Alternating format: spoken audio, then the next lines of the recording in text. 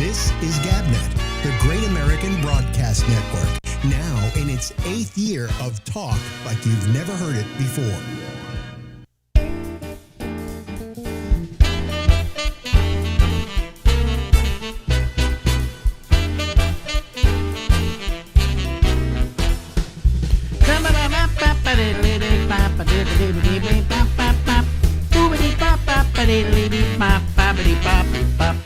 Hey everybody, I'm Alex Bennett, and this is the Ramble, and we go until midnight tonight, right here from New York City. Hey, look who's in a new place. You're not in the same place you were. No. In fact, what is that, a workout thing next to you? What is that? It's one of those total gyms. Total gyms. Okay. Right now, it's just decoration. Yeah. Now you just decided to leave your old place, right?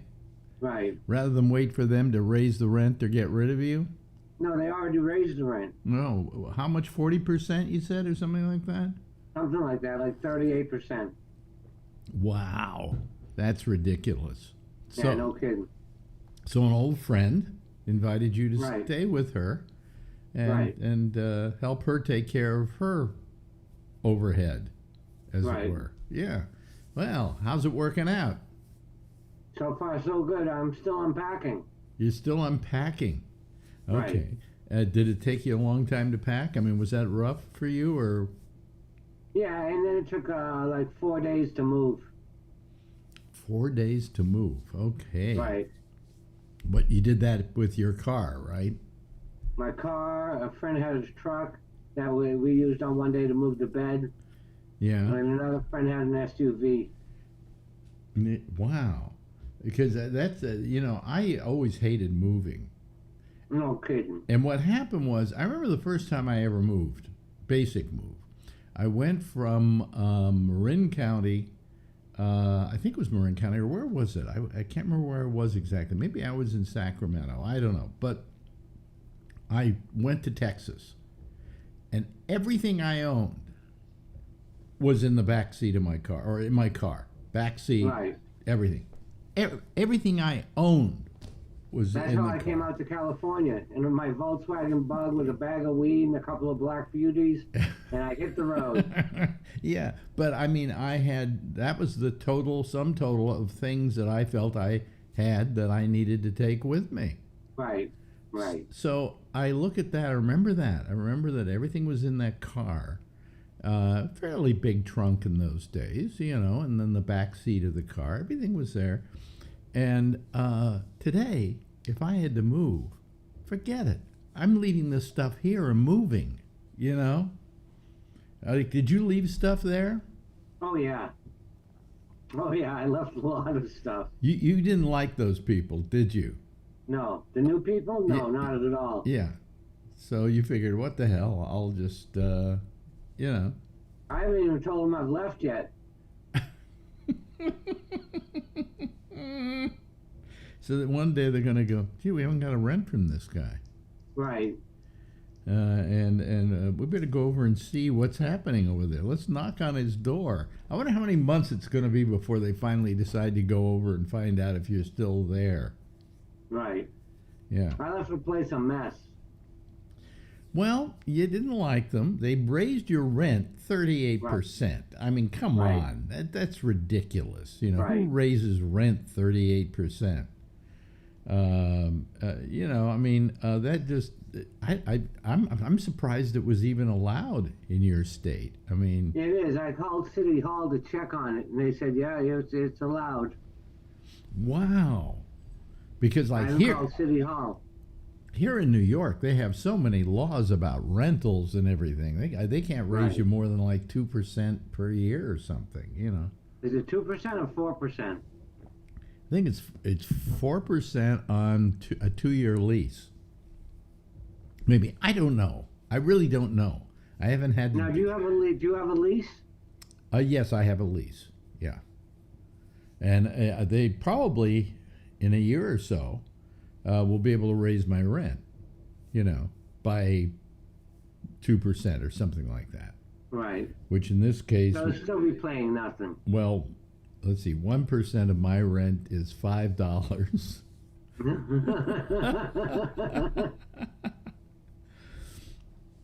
You know, I still don't believe it. I still don't believe what I'm, living with here. Right, I can't believe what you're paying. Yeah, I can't believe what I'm paying. So, and who knows how long that'll last, But Right. they haven't done anything about, I've talked to other people about this, they haven't done anything to, any indication that they're going to appeal the verdict by the judge, which I Right. thought they would because they said they were going to appeal it. They had to immediately say, okay, we're going to appeal it, and then you have 6 months to actually file the appeal. And how long ago did the verdict come in? I would say maybe it was almost 10 months ago. Oh, really? Yeah, so I don't think they're planning on appealing. I think they filed for the appeal because they wanted to see what they were going to do, and then they just decided no. I think here's the thinking. I'm not sure, and it's a depressing thought. Okay, so let me throw this at you. Is that they have an attitude that, you can go and appeal this, and this is going to cost you this much money. And then you're going to have to do this, it's going to cost you that much money. Instead of appealing, why don't you just wait for these two people to die, because they're not getting any younger. He's 82. Oh, I called SAG about Yeah. getting my dues dropped. Yeah. You have to turn 70. You have to turn 70. Okay. I didn't know what age it was because it suddenly happened to me one day. I noticed that I wasn't getting charged for it. And I Right. figured, what the hell is that? When does that start? And I thought maybe it started at 65. But, Yeah, that's what I thought too. but what? But it's 70. You're 67 now? 66. 66. So you got 4 years, and you don't pay any dues anymore, Right. which is kind of nice. I bet. Yeah. And you're still a member. Oh yeah, I'm still a member. But you, how much do you pay in dues per what is it? Half a year? For or half a so? year. Yeah. 116. 116. It's up to that, huh? Because I Yeah, it is. remember when I was doing it was like $25 if you didn't Right. if you didn't make so much money out of SAG-AFTRA. But Right. and I didn't make any money out of SAG-AFTRA. I was always working at stations that weren't AFTRA. Oh, is that right? Well, I mean, not that they were scab stations. They just never, maybe they went for a vote to go SAG or go AFTRA rather, and they never did. Right. See, so if they don't, well, then you're good to go. Like I worked What at. year did you become a member? Oh, geez. I became a member when I was here in New York back in the 1980s. Nah, I've been a member since 83. 1970s, excuse me. 1970s. Right. So I would say it was somewhere around 70. Well, it's probably 1970, I would say. I'm trying to think. Wait a minute. Did I have to join when I was in Chicago? Was that an AFTRA station? I think it was. I think maybe it was even earlier than that. I think it was like 68, Oh, really? 69, yeah. I could probably look at my card. It probably says member since. Yes, it does. I'm going to have to check that out. I can't remember how long I've been a member. If I had my wallet here, I could pull it out, but But they just keep sending me the cards and the 0000. Okay, fine. That's fine with Right. me. Now I just wish I was working union gigs and making Yeah, me lots of too. money, and I can go, hey, I don't have to pay dues on that. Right. But because it's No, I think if you make X amount of dollars, you have to pay dues again. oh really? I think it's over $5,000. Oh well, then I'll get myself some jobs that are less than $5,000. You know what I get? There are these things that I signed up for. I just get them so I can look at them. Right. I never do anything about them, but it's these casting things for extras. All right, you told me about this. Yeah, and there's an AFTRA. You have to be an AFTRA, on a lot of these, and they pay you after an after fee. And I've thought about doing it, but I don't know, 8 hours of just sitting around doing nothing. They treat you like cattle. Yeah, they do. Right. They don't. You don't even. Do you get to use the what they call what's the food, craft services? I don't think you get to craft services, but you get lunch or dinner. Well, that would be the craft services. No, craft services comes around during the shoot and brings you snacks. Oh, during I see. During the day. Oh, okay. That you don't get. You don't get any snacks. I don't get snacks. I just get the main course, right? That's right. Yeah. And you don't eat until after the speaking parts. You eat after the speaking part, so you get the leftovers. Yeah. Oh boy. Oh well. Okay. So what dictates that something is a speaking part? I mean, I realize, that you've got lines. But suppose you have like one line that's one word. That's the speaking part. That's the speaking part. Okay, fine. Right. Even a grunt. Even a grunt? Well, suppose now I'm an extra and the scene's being held and I grunt. No, they wouldn't let you. They wouldn't let me. I'm just trying to make a few extra bucks for my kids, for crying out loud. Let me grunt. Yeah, the 10 kids you got. Yeah, it's not that much. It's not that much of a difference, is it? The extras get about $128 a day. Right, and I think speaking roles are between $500 and $600, maybe more now. Oh, really? Maybe more. Okay, but 128 is, not bad for a day's work. Not bad for a day's work, I guess. Right. I mean, the thing is, though, they make you go for fittings sometimes. And I don't, if it's a period piece, you have to dress it in costume. Right, but I don't know. You correct me if I'm wrong. If I do that, now I forgot what the point was I was going to make.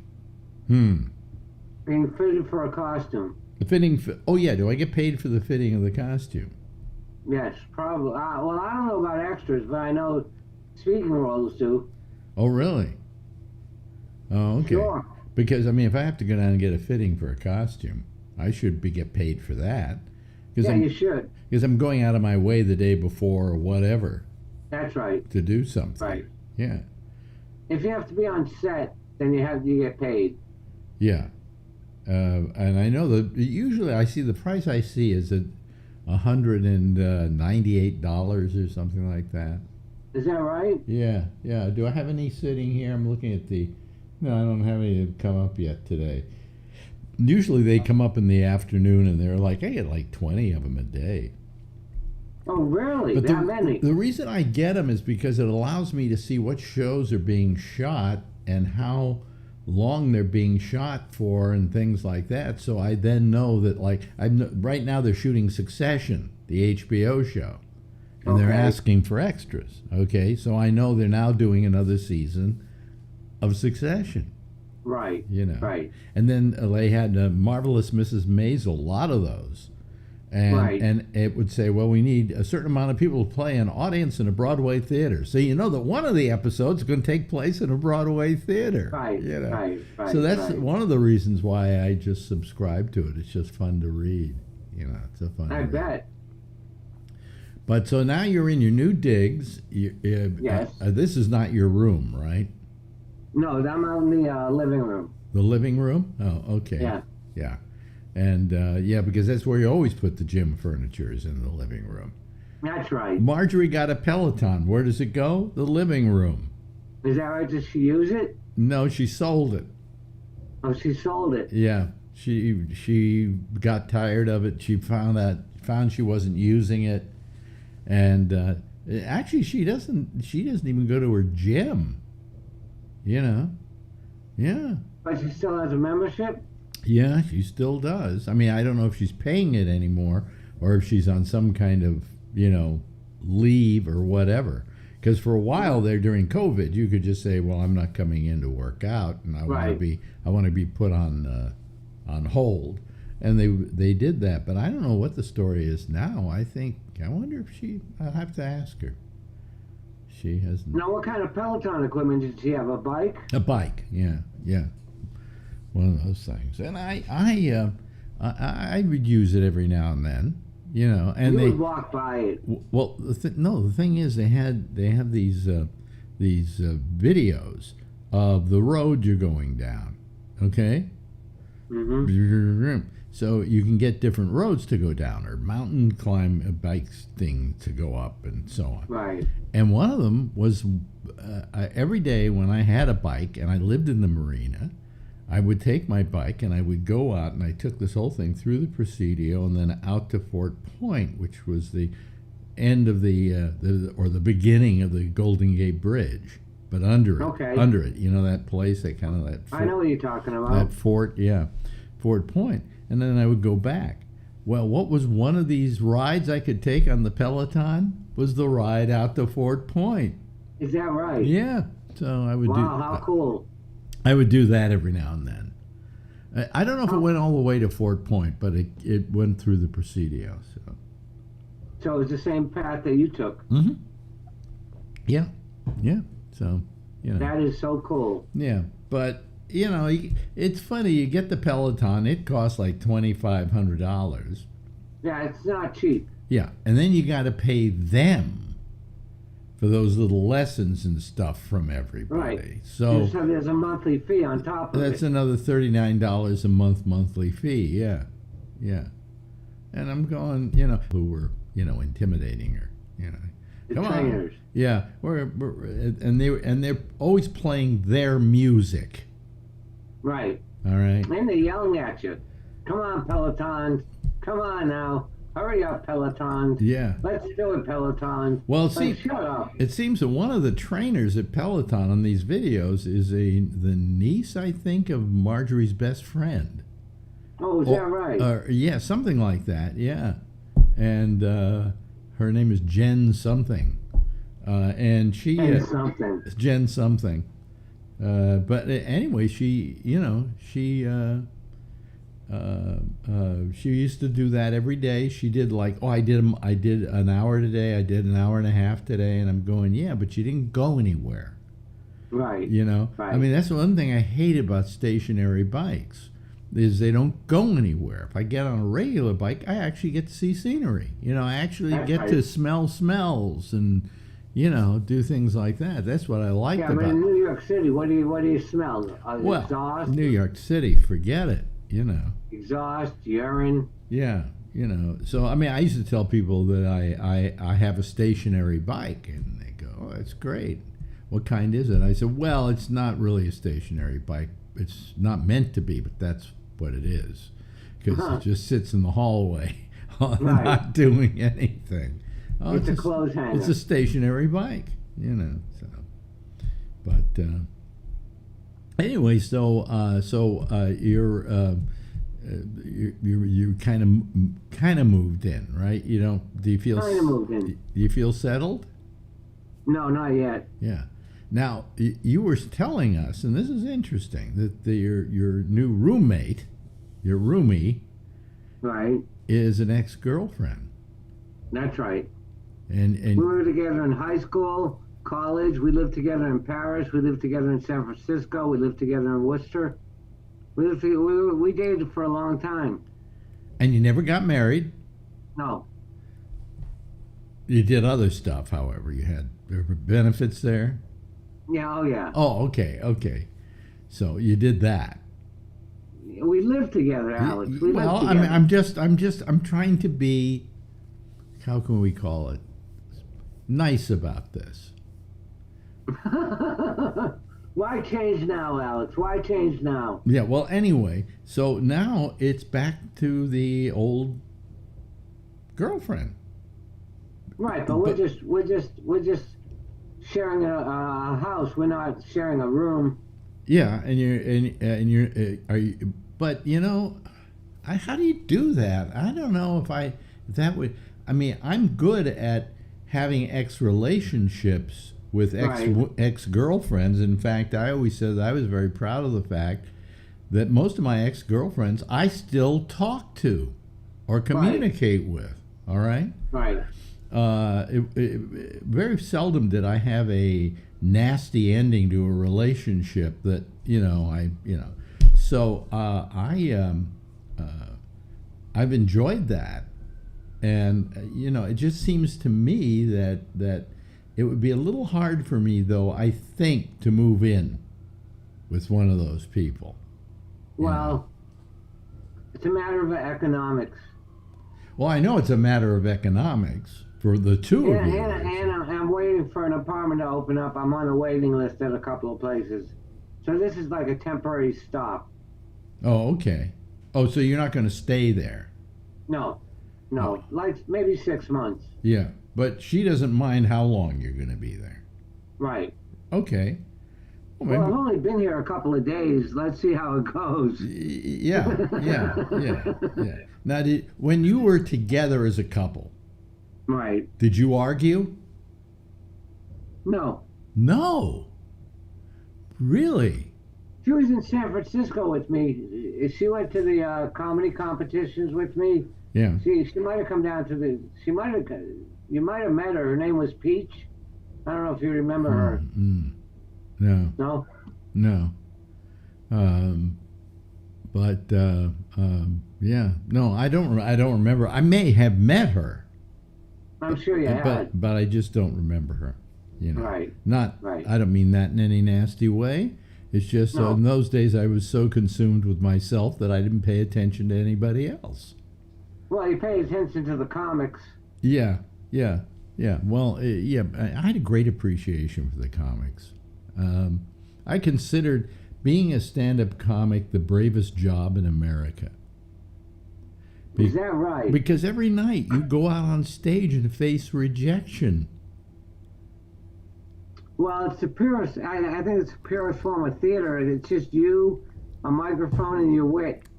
Yes, that's true. But on an empty stage. But I found it incredibly scary. I could have never been a stand-up comic. I mean, I was able to get up and do material for an audience, but it was my audience from the radio, and so I had a pre-programmed audience. Right. And so I would just pull something that was like, just a callback to something I did on the show or something like that, and they would all laugh, and so I had them from the minute I walked out on the stage. Right. So that wasn't scary. But if I went into a club where nobody knew me, and now I had to do material, I could not do that. And so I always admired comics for being able to.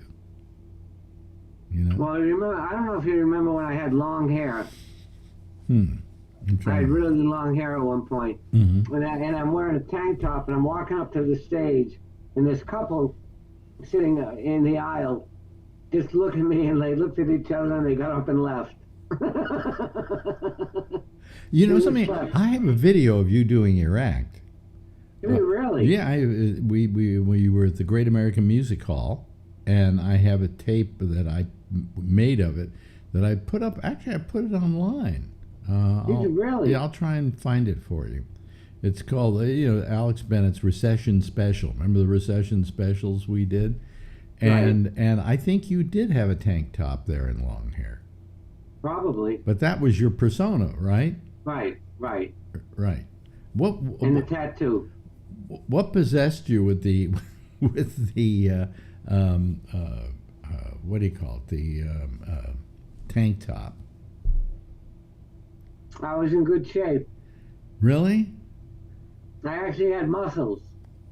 I did too at one point. I went and worked out. Yeah, at one point. At one point I went and worked out. I started working out regularly. Right, now I have a pot belly and no muscles. Yeah, well, I remember a woman going, wow, nice body. Right. Right. And that was the first time I realized that working out had really worked out for me. But your radio show got me laid more often than not. Mine did. I did too for my radio show. So Anyway, hey, listen. We're done. Well, we're running out of time here. We got about 30 seconds. So, any gigs you want to plug? I'm doing another podcast from the Comedy Store, but I'm going to do it over Zoom. Over Zoom. On December 16th. Okay, that's the Comedy Store where? In Worcester? No, the Comedy Store in Hollywood. Hollywood, really? Oh, good. Good. It's an 8 o'clock show, so it's 11 o'clock my time. Let me know when, and I'll watch it. Okay? All right. Ladies and gentlemen, that's our old friend. Yes, ladies and gentlemen, that's Stephen Kravitz. Thanks, Stephen. Thanks, Alex. This is GabNet, the Great American Broadcast Network, now in its 8th year of talk like you've never heard it before. Well, that's Steve Kravitz. We love Steve. We always say we love Steve, so we just want you to know once again that we love Steve. Okay, so I'm sitting here. Usually, I'll tell you, I don't know. I'm just getting tired of this. Somebody has joined the group. We have nobody ready to go on the show tonight. And when this happens at the hour, when I, stop with the interview or whatever, and there's nobody there, I just go, maybe I can just go to sleep early. So I'm sitting here, and Jeff Stein's waiting to come on, and we love Jeff, and he's terrific. He's always there for us, okay? But very few of the rest of you are on Thursday nights, which is beginning to make me want to rethink Thursday nights. I don't know why. I get less people calling on Thursday nights than I do on Wednesday nights or even Friday nights, and I can't figure it out. So I don't know. I really question whether I should continue with Thursday nights, and then probably we'll do away with Wednesday nights, and then we'll do away with Friday nights, and then I don't have to do a show at all. Then I'm out of show business. I think about doing other things, but I don't know if I have the energy to do it. Storytelling, things like that. Stuff that actually does very well on the internet. I'll tell you a story that you don't know, and I'm gonna make it into a mystery, and that kind of crap. All right. Well, anyway, all we got is let me just admit him here. All we have here is Jeff. Turn your thing down there. Yeah. I'm done. It's just you and me, and I'm just wondering if I'm going to keep going here. But we'll you and I'll talk for a little bit here. We'll give them about 5 minutes, okay. And then if we don't see anybody, adios. And I don't mean that in any horrible way, but I'm just one person.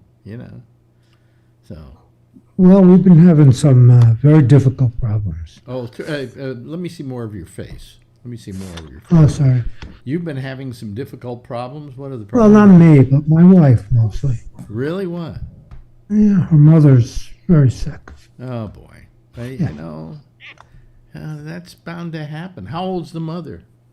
92. 92. Okay. So, Yeah. yeah. So, there are certain things like at 92 you got to expect, I kept saying that about my mother. She lived to be 100, but when she died, everybody said, "Oh, I'm so sorry for your loss," that kind of crap. And I said, don't feel sorry for my loss. I had her for 100 years. I had her for more years than she was taking up parking spaces, so there's a certain point at which you go, that there are certain inevitabilities. I'm sure even Pam knows the inevitability that at her mother's age, she's not going to live for the next 20 years. Her mother had a great life. Yeah, yeah. And a great son-in-law.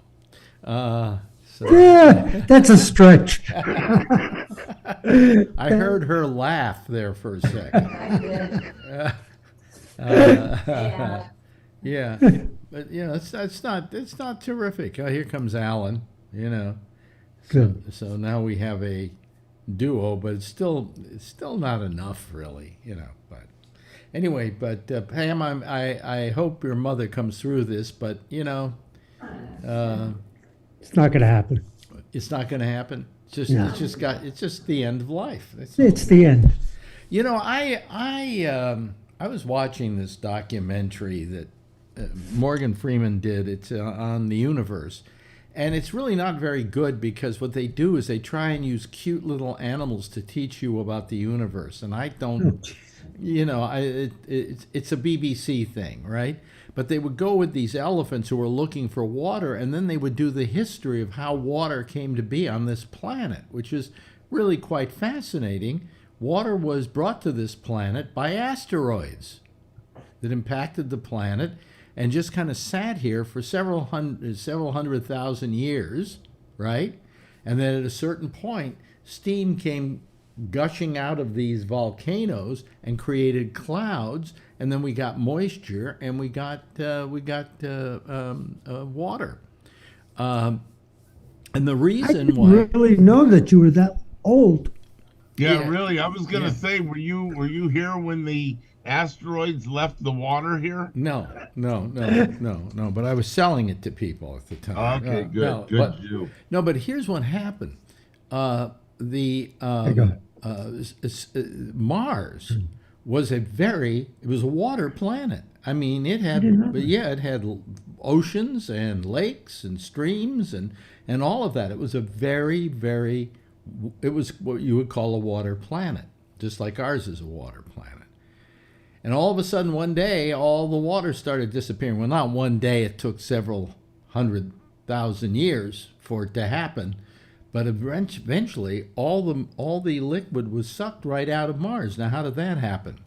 The sun sent out solar winds, which circulated around Mars and drew away all the liquid on the planet. I don't know much about weather, but this guy's starting to sound like Donald Trump now. No. Directing. What? No. But let me finish the story. So now you're going to ask the question, well, how come the Earth didn't get affected by these solar winds? Yeah, how come? Because we have a magnetic core. And that magnetic core sent out magnetic signals to the sun that worked as a shield against the solar winds. And so, therefore, without any solar winds, our liquid stayed here. And we became what we are. But when I saw all this, it's like 25 billion years ago, blop, there was nothing here 25 billion years ago. There was no such thing as the universe. No. And all of a sudden it comes into being. Can you imagine a universe not existing? Because if it doesn't exist, doesn't it have to not exist in something? But anyway, so when I looked at all this, and they're talking in terms of 25 billion years and 15 billion years, just 5 billion years ago, we started to get fish in the water, things like that. I'm going, geez, what my life is like this. I mean, it's not even like that. I can't even approximate it with my fingers apart. It's just an infidescent, and yours too, but especially mine, is compared to the history of the universe. It's insignificant, just totally insignificant. So is Thursdays going to be the Three Jews Thursdays or something? This happened last week too. Well, the Three Jews till 11:30, because I'm not going to do this for an hour. Is Jack going to be on tonight? Yeah, supposedly he says he's going to be on tonight. As I wrote him back, I'll believe it when I see it. So. Hey, there must not be many people that follow him because there's been so many inconsistencies in his show between health and problems with this, that, and the other. Yeah. Do you have any idea how many people actually listen to it? I think about 3 or 4. Okay. No, I mean, I don't know. I haven't been keeping up with it, to be honest with you. It's sufficient enough that it's worth doing. Yeah, and sure. You got to remember, when we do the shows, it doesn't matter how many people are listening or watching. It's a matter of, after a certain amount of time, how many people did. Right. Well, I always know that if I miss your show for some reason, I can watch it. His show I can't watch. Yeah, but you can listen to it. Yeah, right. I know I can listen because to it's it. audio. But anyway, so I mean, all I'm saying is that I've gotten into this whole thing about look how insignificant I am, you know, and I'm what 80 going on 83 years, okay, and how insignificant is that compared to 5 billion? You know. But anyway, who's there? We don't even have a picture. You're kind of out of focus. Well, There we go. There's Brian. Hello, Brian. Oh, Bathtub Brian. yeah, my man. I Our was air thinking about just. conditioning man. Yeah, all right. How you guys doing? Yeah, you'll always be known as Bathtub Brian on your I know. on your tombstone. We're gonna write Bathtub Brian. Please do. That would be beautiful. I'm gonna see if maybe I should clean this lens. Huh? No, I like Rodney Dangerfield's. Well, I guess he left when he cleaned. Are you still there, Brian? Brian? Yeah, I think. Okay. Oh, Yeah, there you go. Now what you may can- have done is you may have pushed the mute button while you were cleaning the thing. Yeah, that's something people do, I guess. Yeah. Yes, Rodney Dangerfield's tombstone says, "There goes the neighborhood." No. It does, yes. Yeah, Yeah. Well, on my tombstone, I want to have written, "I told you I was sick." I thought I used to be somebody important was what you were going to have. That's not what the quote is. I used to be a big shot. Oh, well, okay, whatever the quote is. No, it'd be I told you I was sick. You know. Right, yeah. Yeah. But anyway, so what's happening in the news? Anything? I don't care. Cheers. Not much. Yeah. When I see, well, Donald Trump is still in a lot of trouble for that dinner he had with Kanye West. Wow, In what- trouble with what- who? Huh? In trouble with who? The Republican Party. Believe it or not, they're all coming down on him. Oh, Yeah. okay. I just thought it was just sycophants left with him. Yeah. Yeah. No. Dinner was at his place with Kanye West and a white supremacist. I don't know. The Oh. supremacist last name is Hernandez. Sounds Latino to me. Is it Hernandez? Was his name? I think so. I don't. Yeah. Yeah. But anyway, Fuentes. Fuentes. Fuentes. Okay, there you go. Sorry. Well, Yeah. no, but you can still be anti-Semitic and be, Mexican, Sure. right? Sure. I've watched his videos. That kid's a mess. He's got all kinds of closeted issues going on with him. Why do you watch him though? Because he's just so bizarre. Oh yeah, I used to listen to Alex Jones and all that stuff. So like I love Crazy Town. You know what I mean? I roll my sleeves up. I just don't buy it. You know what I mean? That's the difference. A lot of people watch that stuff and they buy that shit. I'm like, let me see what's going on. You know. Yeah. I don't watch Fox News, but I'll watch the crazies, the real crazies. Well, I mean, there is an entertainment value in that, but the problem is that's the same thing that attracts people to them. And well, my brother is. It's funny. My brother and I, we're very much the same. And for years, we would talk about all this crazy shit we'd watch. But see, the problem is my brother, he starts believing it. And that's the difference. And for years we would talk about all kinds of crazy shit, and he would play it off. But since then, he's always jumped from religion to religion. But I want to know where we made that jump from the left to the right for conspiracy theories. Because when I was on the left and younger, we sat around all the time saying, "Oh, the government's out to get us, and there's a plot to do this, and there's a plot to do that," right? That was our thing. And then all of a sudden it became the thing of the right-wingers. And now they're the ones that are paranoid about, baby snatching rings and, and snatching rings and, things like that. So. Maybe that was with Reagan. Well, we were paranoid that and we're kind of right, that the government was watching us. I know that I was being watched back then, and that I in fact had an FBI report on me because they suspected me of hanging out, because I hung out with left wingers.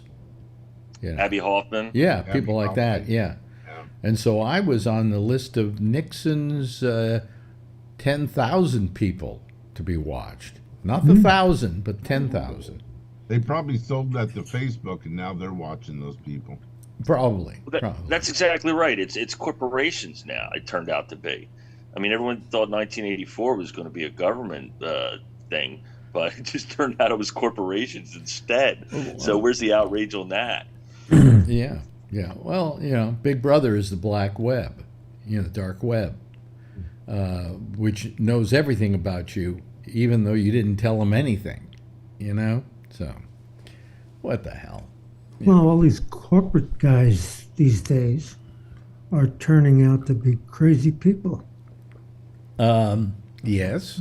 Yeah. Well, yes. Well, let's talk about that. Elon Musk, who I have had a great deal of respect for, because I felt that the things he involved himself in were things that were going to help the planet. SpaceX definitely will eventually help the planet. And then we talk about Tesla. Tesla is, it started a trend that is going to free us from gasoline and from fossil fuels. So he's done two magnificent things. And then he goes off and does this Twitter thing. And now have you heard about this new company of his? He has this neuro something or another that's been testing on dogs, and something like 23 dogs have died in the process. In which they were all Republican dogs. So no, okay. He's planting chips in dogs. In not dogs. Monkeys. Right. Yeah, macaques, as a matter of fact. And he planted chips in their brains, and they can type. They can do all kinds of things. Well, he killed quite a few of them in the process. Some of them actually just went mad and started biting their fingers off and things like that. Wow. Yeah, I mean it's been really something the last couple of days with him, and then this whole Twitter thing. But what he says he wants to do with this new company is he wants to do something that Jeff had a stroke, but plant a chip in him that will reverse all the effects of that stroke. That's what his plans are in this deal. So, yeah, well, so my crazy right wing friends and stuff, the whole family, I used to go over there and hang out all the time. Mm-hmm. I just put up with it and stuff, and I entertain all kinds of conversations, and they always talked about the mark of the devil and how the government's going to try to plant chips inside of us, and it's just like you were just saying. When does all this shit start flipping scripts? It's like now it's they're worried about chips. They're worried about the vaccine having a chip in it that would track you, okay? And you go, oh, you're crazy, you're nuts, But then you hear about Musk and what he's trying to do with a chip in chimpanzees, and you begin to wonder, are we that far off from that? He says that they can cure blind people that were blind at birth. Yeah, but he's not saying he can cure it. He says he's looking for the cure. They're putting a transmitter there, and they're connecting something to that. What's the company called? Neuralink or something like that? Crazy. Yeah. Well, you guys should remember that I have a pacemaker in here. Mm. It's an electronic device. It's working every day. Yeah. Wait a minute. Let me hit the button. Stop it working. Thank you. But, okay, so you want to put one in the brain? That's not such a hard concept. Well, it's a bad concept to this extent. Would you like a chip in your brain that would reverse a lot of the problems you have from the stroke, let's say? I would. At the cost, Hell yeah. at the cost of Elon Musk having control over that chip. Yeah. Okay, big question, right? I don't know. I don't know what that. No, I mean, I know what you're saying. I think it's wonderful if we could take people who have had lifelong problems like blindness and be able to get them to see again. Although I don't know that a blind person who's like in their 50s particularly wants to see. Why wouldn't they? Well, no, old story. Ray Charles, when he was in his 40s, was told they could do an operation that would reverse his his blindness. And Really? he turned it down because he said, I've gone this long blind, and the world I know out there is blind. They've taken people who've been blind for like 25 years and given them their sight back, and the problems it creates are ridiculous because they learned how to operate their lives without vision. And all of a sudden, they see everything. They see the wife that they're married to and they freak out. Oh my God! No, they look at themselves in the mirror. You know, yeah. you know. Like a dog looking at itself in the mirror. Yeah, but I mean, Brian, would you want a chip implanted in you if a chip implanted in you if it would do something to correct some kind of medical problem? I back me into I don't a know. board. You know what? Oh, Wait a minute. Where's Brian? Oh, we got two Brians. Oh, we do have That's two right. Brians. Oh God, I didn't think about that. You know what? It just- I meant the other Brian. You know, Google works on all this crazy stuff too. They have big teams on these things because Tiffany was on one of those teams that are top secret. You're not supposed to discuss what they're working on, which are crazy ideas. Mm-hmm. And they spend all kinds of money on it. And when they spend so much money on certain items, those just go and they put those people onto different projects. But they work on some crazy ideas too. Musk, who's working on crazy ideas, he's just making everything public. When he should probably keep his mouth shut. I guess. I don't know. But Google does, and they spend a lot of money on stuff. I mean, not just, a couple million. They spend a lot of money on these projects. A lot of people are on these projects. Yeah. Yeah, Stevie Wonder's on that project. In fact, they cured his blindness. If you look into that, there's all kinds of evidence that he can really see. I don't know if you guys have Well, heard I that. can tell you this for sure. He can't. Okay. But he caught that microphone stand. Did you ever see the video where he caught the microphone stand that Well, Paul McCartney knocked over? He is, I believe, I believe, and I may be wrong in this. Not everybody is completely blind. They are legally blind, and he may have a certain amount of just vision that gives him shadows and so on. That maybe saw that happening. I'm pretty sure it's just another conspiracy rabbit hole I went down. I would put money on that. I knew Stevie, and actually we were quite close because I helped him make a hit out of a couple of his records when nobody would play them. One of it was Superstition. He brought in one night while I was working, and he said, "Here, put this on your turntable. This is the first time anybody's going to hear it anywhere." And he put it on the turntable and scratched No. But I knew him quite well. And one night I go to a party down in the village, and he shows up, right? And he just walks right by me, and he talks to some other people and everything. And finally, later on in the evening, I go up to him and I tap him on the shoulder and say, "Stevie, it's Alex." He goes, "Oh, Alex, how are you?" And I said, "Just fine." I said, "But man, I'll tell you, fame has gotten to you." He said, "How's that?" I said, "You came in and I was standing right there and you didn't even recognize me." He had a good laugh out of it. He used to call me. He used to call me at 3 a.m. on my show and say, "Hey, Alex, it's Stevie. Listen, I'm going to pass by your studio, and we'll get in the car. I'll take you for a drive." It's not far from true, though. What he would do is he would take a car, go out to a parking lot that was empty, and then he would just drive in circles around it.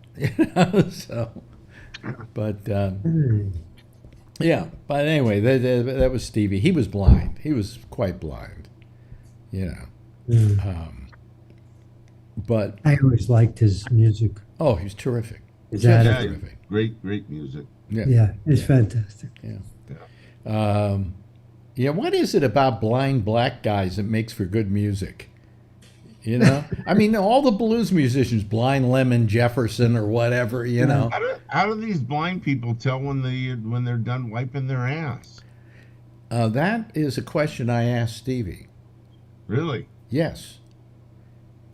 You want to know the answer? Sure.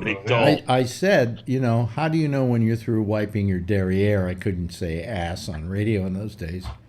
And he said, friction. He said, when it isn't sliding anymore and I get nothing but friction, I know it's done. Oh, that's clever. Yeah. Well, no, but you see, you think that people can't do certain things because they're blind. But that's the reason why some of these people don't want to suddenly be able to see, is because they're negotiating just fine being blind. Yeah, I guess. That's been their whole life, for like 30 years or 40 years, and all of a sudden you're going to give them sight? They wouldn't know what to do with it. I just think the brain is so complex. I don't know how they can. I mean, the heart is complex too, but I think the brain's so complex. How are you going to stick something in there and be able to hit those nerves? And they ought to give it to Trump to start with and see if it works. A good testing. Yeah, absolutely. I'll be glad when we don't ever pull any more jokes about Donald Trump. That he's that. We don't. This guy. I don't know how to point wherever he is, but that guy is. That's who it is. Okay. Yeah. We don't make any more jokes of him. Alan. So, Brian, I asked these guys, Sigmund. I'll call you Sigmund. I'll call him Neary. Then we'll be okay. Sigmund, what did you do for Thanksgiving? We had a quiet one. Just my betrothed and the 2 kids and McDonald's, burgers, what? Yeah, we did turkey. We did the typical stuff. Yeah. I'm on a keto diet right now, so she made my own keto stuffing, and she made me just for me and keto cranberry sauce, and she's masterful at that stuff, so it was pretty special for me. Keto. How's it work? It's like Atkins. It's Atkins, yeah, but how's it working? Yeah. How's it working for you? It's the one thing that works fast on me. I mean, I can cut weight super fast on keto. I've done it before, and then I've put it on. So I do it again. I mean, she was like, "You gotta get back with keto," because we're getting married in March out in Gettysburg, and she's like, "I already know you.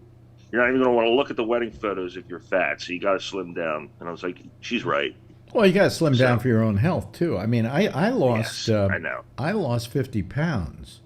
I gained 25 of them back using low carb, but I gained 25 of them back when I had my prostate thing, the prostate operation, the radiation and the seeds and things like that, and that puts weight on you.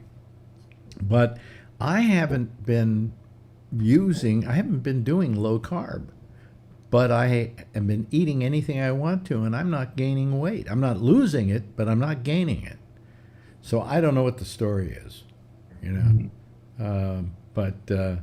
Yeah, if I can eat all I want to and not gain weight, But then again, I don't think I'm eating like I used to either, So, but keep up with the carb, the keto, the carb, whatever, because that works. That definitely works. How long you been doing it?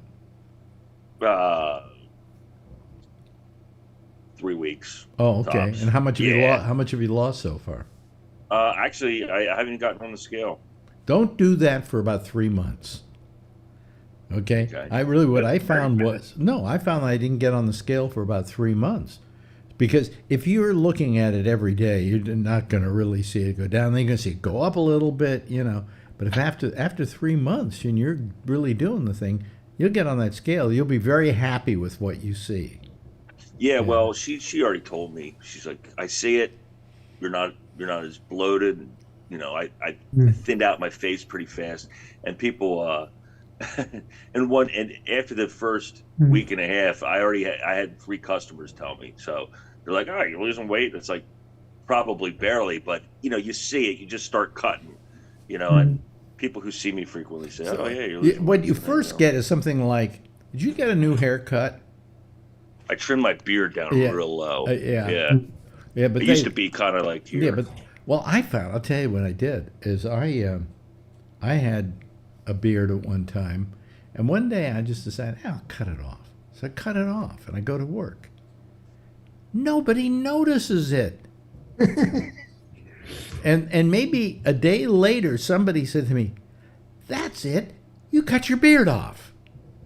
It's like they don't notice it. If you cut your beard off tomorrow, they wouldn't notice it. I can back that up. So as a kid, my brother and I would always, Dad, shave your mustache off. Shave your mustache off. We want to see it. And he'd always dick around with us and be like, "I'm going to go do it. I'm going to go shave the mustache." So for 30 years, never seen my father without a mustache. So I go down the basement. I stopped by to see Dad. He hollers down. He goes, "I'm down here doing laundry." So I run down steps, and he goes, he just looks at me like this, and I go, "Why are you looking at me like that?" And he's like, "You don't notice it?" I'm like, "No." He goes, "Look hard." I'm like, "Nah." See? What are you talking about? And he goes, "I shaved my mustache." I went, "Oh shit, you shaved your mustache!" And at that time, I had a Polaroid camera. I went and I took a Polaroid of it.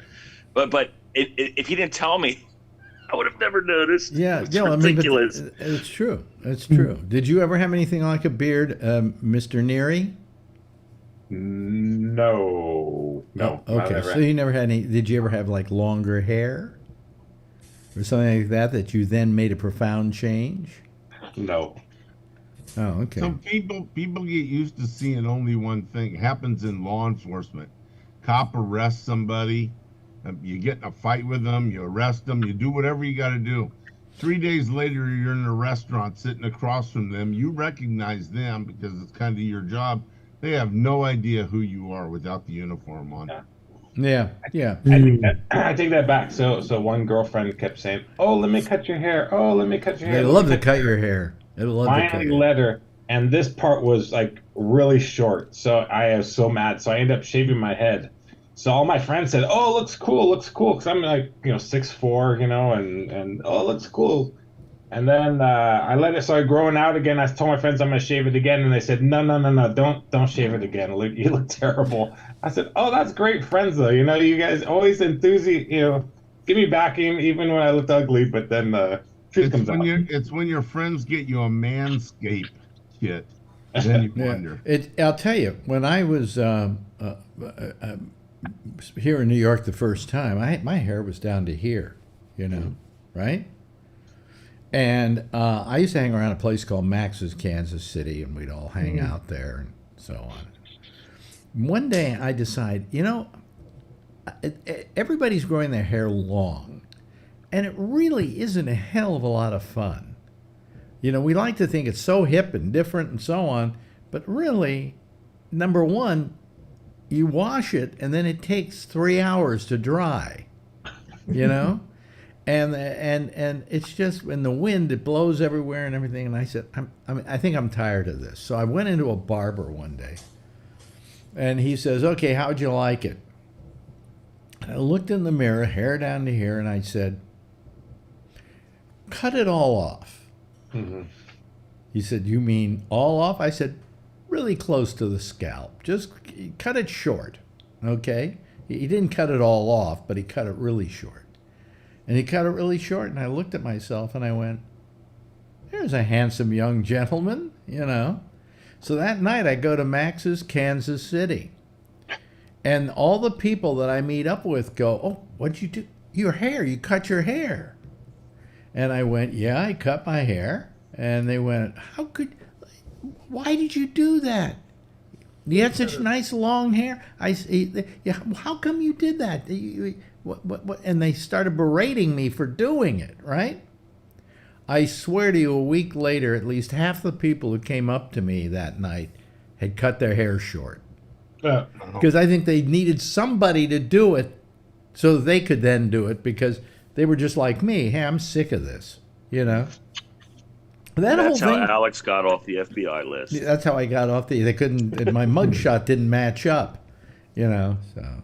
No, but I mean, I just felt I suddenly realized that whole long hair thing when I was at that time, a hippie back then, was not a great idea. And I'm saying that in front of a guy here who's got some long hair. How long's your hair, Kevin? Yeah. That long. Oh, so it's not very long. No, okay. Yeah. Okay. Not bad. But did you ever have it really long? I did, yes. Yeah, and one day you just decided this is a pain in the ass, right? When I got a job and actually became a normal person. You became a normal person.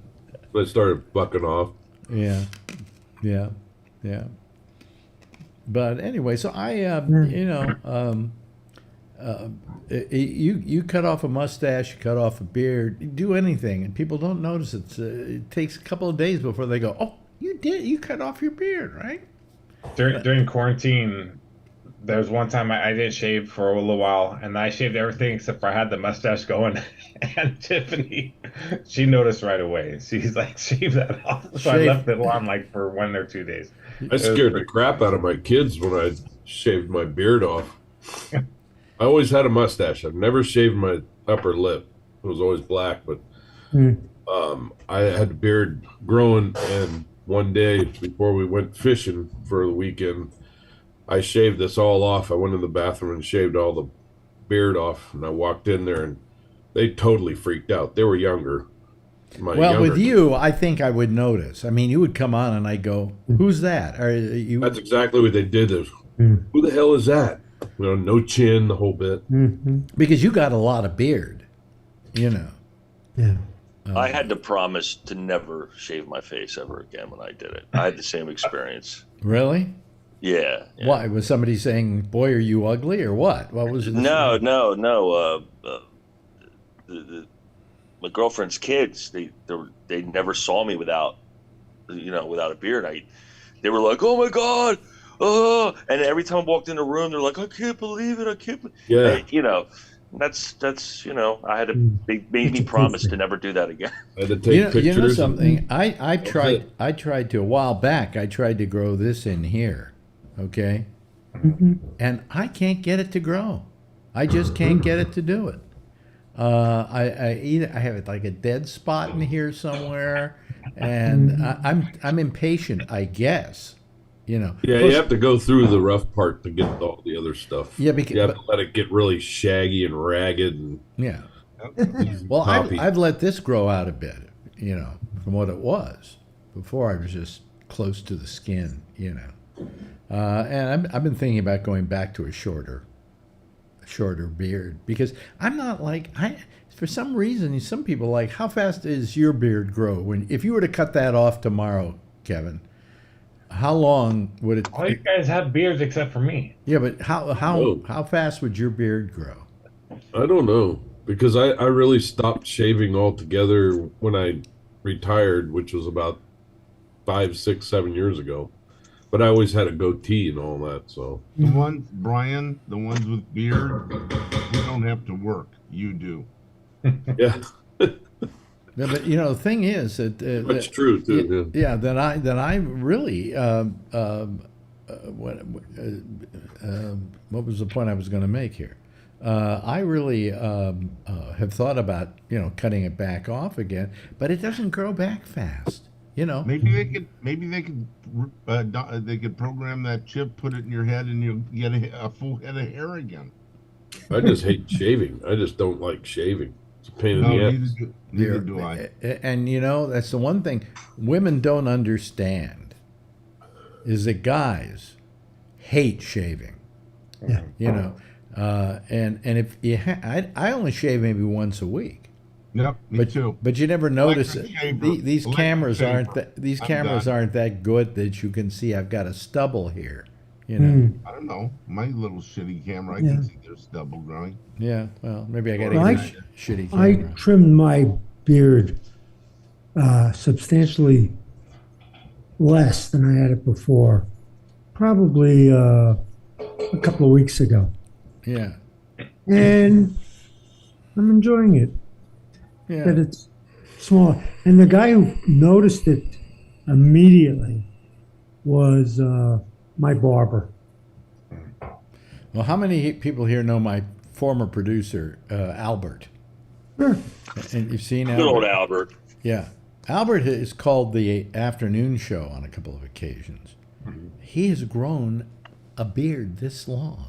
Mm-hmm. And his hair, right? His hair too. And his hair, too. And it hasn't been that long. I mean, since he started growing it. And I went, I just can't grow hair that fast. Marjorie says, oh, your hair grows so fast because she cuts it for me. She says, it grows so fast. And I go, well, my face hair doesn't, Now, let me ask you this. Here's an interesting thing, Kevin. Your beard is gray, but your hair is dark. Now, let me ask you this. I bet you don't color it. No, you don't color it. All right. Nope. Because I got one gray spot right there. Yeah. Do people ever hit you with that? Like, how come your beard is gray, but do you color your hair? Yeah. You get that? Especially when I'm doing Santa Claus. You I gotta put the hat on and then spray this side gray. Oh, I see. I don't color my hair. I mean, what hair I got left? Yeah, but what I'm saying is he's got a very gray beard. I know he's got a great head of hair, and then right here it starts becoming. Right? Well, you know what happens? Gray right about there. You do gray from the chin up. You know that, don't you? Well, of course you. Nobody knows it more than you do. But that's how you gray. Apparently so. Yeah, my beard was gray before my. If you look at my license, I think I've shown you my license. I look like an Arab terrorist. Everything was jet black, Oh boy, 25 years ago. Yeah. But is the hair starting? Your hair is starting to go gray, right? Well, just this part, it's always been like that. But I've always had this stripe up here, this little stripe for years and years and years. And, my barber used to say, yeah, people pay to do that shit. My friend Larry Bubbles Brown has a little gray streak right here. But you know how he got it? He got struck by lightning. Well, maybe that's what happened to me. Maybe I got dropped or something. No, he got related to a Rhodesian Ridgeback. No, Kevin. But he was struck by lightning, or as he put it, touched by God. You know. He really did. He got hit by lightning. Yep, got hit by lightning. Yeah. Oh, He's playing over here at Campbell, like 5 minutes away from my house, like in a couple weeks, I think. Mm-hmm. Yeah, he's Are you gonna go see him? Four other comedians. But where at? Where they? Was there a comedy club there? It's called Campbell Comedy, something like that. Let me check. Yeah, I didn't know there was one there. You know, there's just it's Los Gatos. It's #1 Broadway.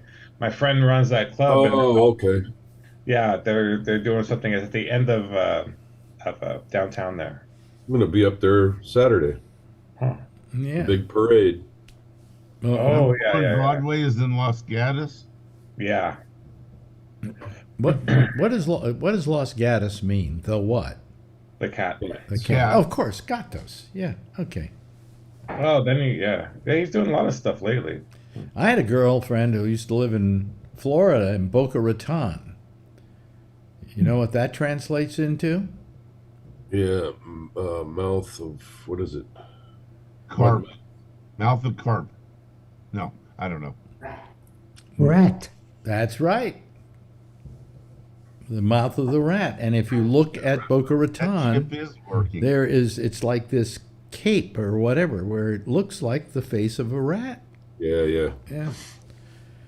So, I mean, when people, I would love to move down there. When people say, where do you live? I live in Rat's Face, Is that the Spanish translation? Yeah.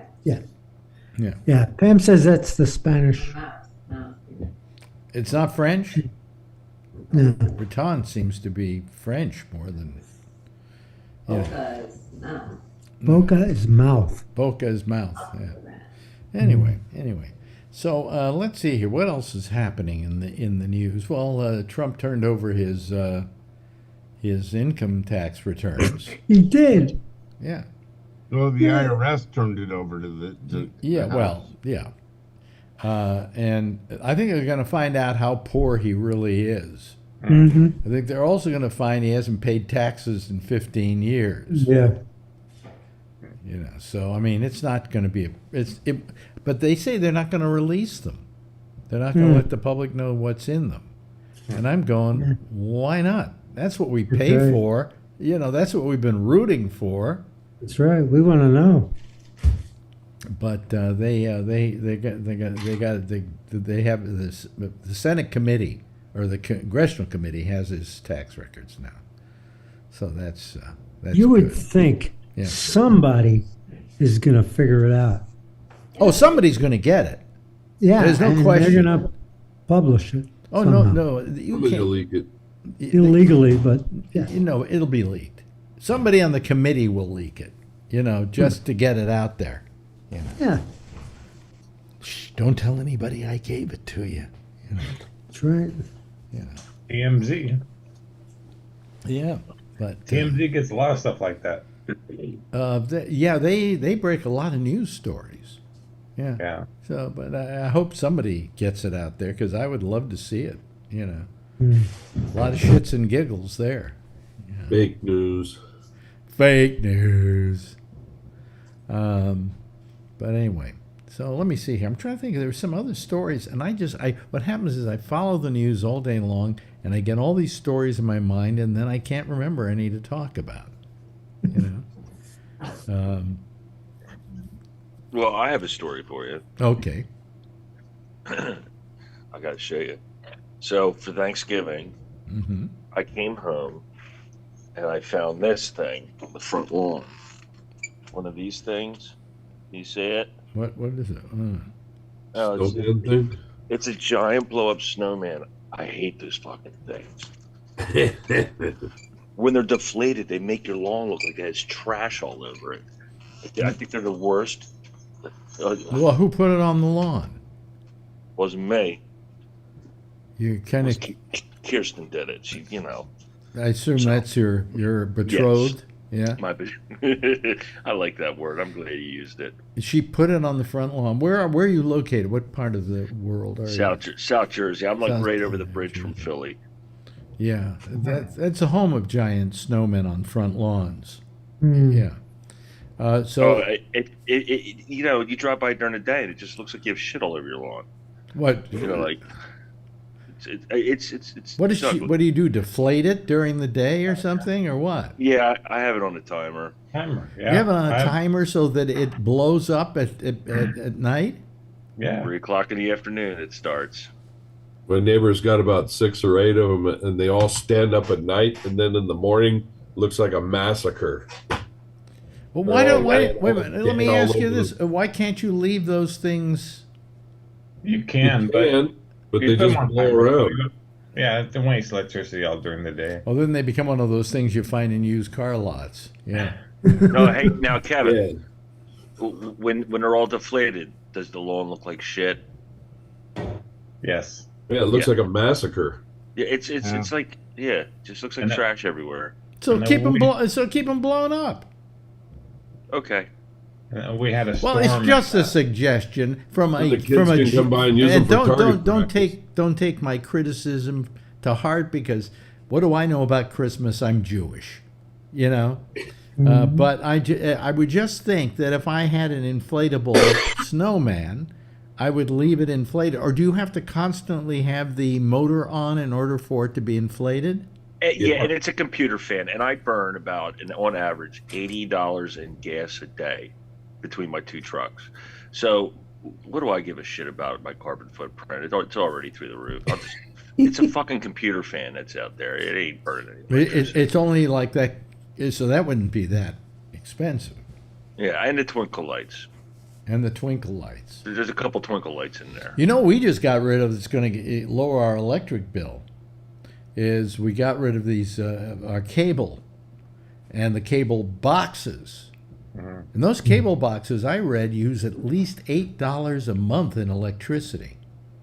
Because if you ever go over and feel the cable box, They're hot. they're really hot. They use a lot of heat. They could make them so they were more electric efficient, but I'm saving like almost $40 a month without those boxes eating up the electricity.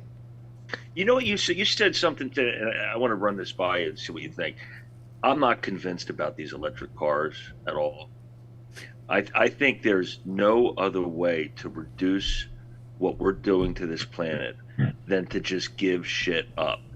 And all the electric car does is just shift everything over to like the battery mining. I don't necessarily disagree with you on that. I keep asking that question about, we have to use a certain amount of something to make electricity. Well, I say hydrogen's better. Hydrogen would probably be better. What about it? Early on, the thing that Jay Leno was working on, early on in the teens of the 20th century, we had steam cars. There was a thing called the Stanley Steamer that ran on steam. Yeah. Why can't we have cars that run on steam, or at least a more modernized version of that concept? But steam is a way of producing power, but you have to create the steam, so it doesn't take away the need for energy. Yeah, you're right. It's a transfer, and electricity. Every time you convert power, there's a loss. It's the rule. You can't get around it. So, I mean, a buddy of mine bought a electric car, and I was like, "Oh, cool. Okay." So, I looked up where he lived, and most of his power comes from natural gas. So I said, "Okay, so you have a natural gas car now, but it wouldn't be as efficient if he actually had a natural gas car. Some places in this country, you could be driving a fucking coal car." So, you don't even want to be driving around electric. You might as well be driving a gasoline engine. And then when the battery's bad, it's got to go to a hazmat dump. Oh, God, and just mining the batteries. By the way, do you know that I think it was last month or something in New York City, there were 134 fires caused by lithium-ion batteries? Yeah. That's why they had to make special regulations to put them on airplanes and fly them around and transport them, because they can spontaneously combust. Well, your iPhone has a lithium-ion battery in it, doesn't it? Yeah. You ever seen a package that shows up at your door with all the stickers and everything on all over it? Yeah. It's hazardous material. I remember when those regulations went into effect. They went into somewhere around, I want to say 2012. Yeah. So you started really getting hairy. Yeah. So you're saying that hydrogen is probably the best answer? Well, it's still got the same theory. You still have to. It's a transfer of power, and that power has to come from somewhere. Somewhere, yeah. But the end result is a little better because it's just water vapor, but you're producing electricity through that. There's nothing less sexy than sitting there and thinking and thinking and thinking, and then realize you have no fucking answers, and that you might as well just be sitting on your hands. And that's why this whole discussion is just like. Yeah, I mean, you're absolutely right. I mean, you can be bothered by electric cars. The only advantage to an electric car over a gas-powered car is that we're going to run out of fossil fuel eventually. It took a bunch of desiccating dinosaurs hundreds of thousands of years before it became oil. If you guys want to, the best 7-minute clip you'll ever see on the internet about this issue is you got to type in Jordan Peterson on climate change. Yes, I saw that. Minutes. I saw it. It's very good. Yeah, and when you're done, you're just like, fuck it, and you just walk away because it's just, he's absolutely right, and there's like no freaking hope, and bringing everybody together, and he explains it in like 7 minutes flat, the whole fucking problem with all of it, and why it's politicized and why it's going nowhere, and we're never going to fix it, and no one's going to throw out their iPhone, so just fucking forget it. It's like that's probably true. Yeah. We're not going to have to go back to horses. Well, the horses were far worse. I know. Because what happened is in a city like New York, literally there was a 2-foot-high wall of horse crap on the side of every street. It produced methane. It produced methane, but you know what I'm saying? It was untenable. But, you know, we replace it with something else that's untenable, and the solution to that will be something else that will have its set of problems. What we, I guess, have to have is something that has the least amount of problems, you know, so. That's the thing that frustrates me, is that it's supposed to be the solution. Okay, now we're going to do it. We're going to change it and make it happen. And it's only good for this section amount of time. And then once the person or the people that made that solution, there's a whole section of shit that happens afterwards to be left behind, and they got to fix that. Yeah. And we're long gone. Yeah, and the infrastructure, the engine becomes a monster that will then fight against the new change. Yeah. You know, so like the electric, you know, if the electric car thing becomes a thing, and then now we're like, oh my God, we have all these problems we got to address. Well, then you have this like monster electric car industry that's going to be like what GM was doing, and all the you know, the oil companies, you know, trying to. I mean, if you were out here in California, you look around and almost every other freaking car now is electric. Really? It's insane. Tesla's all Ask, over the place. ask Brian. How many of them? Tesla. How many of them do you see stalled by the side of the road because they went out of power? Not many. You don't Not see many? a lot of them stalled. Really? No. Never. So, But they're all over. I mean, They're all over the place, and they're parked shocked. in the frickin' malls getting charged up, and they're on the side of the roads getting charged up, and everything else. But they're everywhere. how do you pay? How do you pay for the electricity to charge them up? Well, I don't know. They charging for that? I know they charge. There's some stations that, you know, charge you $20 for a quick charge or whatever, but I don't know how they do it. You got the electric car. Brian goes to work and charges it for free. Yeah. Oh, yeah, That'll it's end. free. All of the businesses in Silicon Valley have charging stations at their buildings. And it's But for, you know damn You go well. around, and it's you go around the area like in Sunnyvale and stuff like that. Every company has those first stalls. They have a handicap, and then over here they have all the Tesla or all the charging stations for all kinds of cars. But you They know never damn have- well, sooner or later, you're going to see Arco charging station. Yeah, but yeah, it's serious. Yeah. You can't say 1 out of 10, but there's, you know, you may not see out of, you know, 10 cars go by, you may see one here and one there, and then all of a sudden you see like 4 Teslas in a row.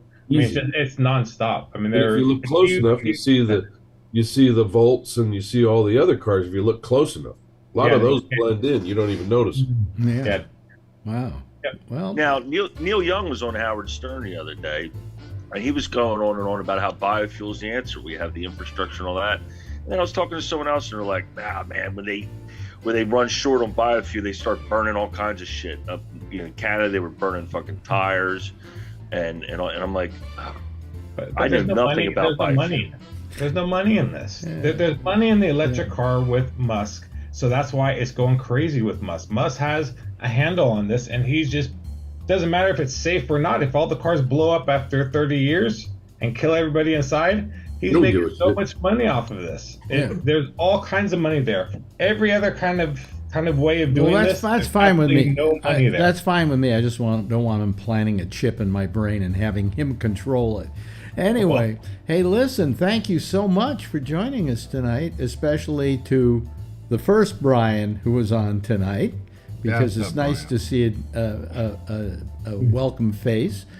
Jeff, always good having you here. Alan, good having you here. And Brian, the other Brian, thank you. And of course, Kevin, ladies and gentlemen. Thank you so much for calling. I appreciate it. Everybody give a big wave goodbye, and I'll give a big wave goodbye at you, okay? There we go. Let me see here. What happened to my music? What happened? Oh, there it is. Okay. I don't know, my hand hit it or something. Anyway, that's it for tonight. I'm told by Jack that he's going to do a show tonight. So, we'll let him do a show tonight. I'll see you again tomorrow night. Same time, same station in life. In the meantime, if you see her, Tell her I love her, okay? Night, everybody. Yeah.